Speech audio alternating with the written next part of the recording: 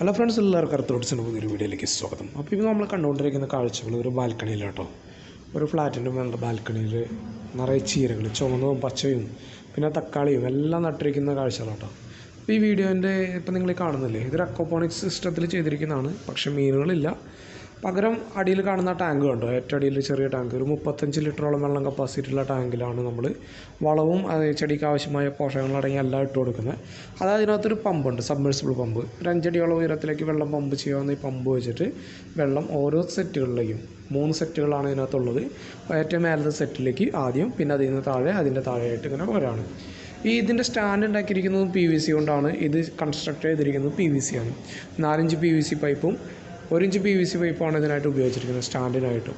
ഈ PVC പൈപ്പുകൾ തമ്മിലുള്ള ഓരോ പ്ലാന്റുകളും തമ്മിൽ 20 സെൻറ്റിമീറ്റർ ഡിസ്റ്റൻസിൽ ഹോൾ അടിച്ചിട്ടാണ് ഈ പ്ലാന്റുകൾ ഇൻസ്റ്റാൾ ചെയ്തിരിക്കുന്നത്. അപ്പോൾ നമുക്ക് വിഷമില്ലാത്ത പച്ചക്കറികൾ കഴിക്കാനായിട്ട് ഫ്ലാറ്റുകളിൽ നമുക്ക് ഇങ്ങനെ ഓരോ പരിപാടികൾ ചെയ്യാൻ പറ്റും എന്നുള്ളതാണ് ഇതിൻ്റെ ഏറ്റവും വലിയൊരു ഗുണകരമായ കാര്യം.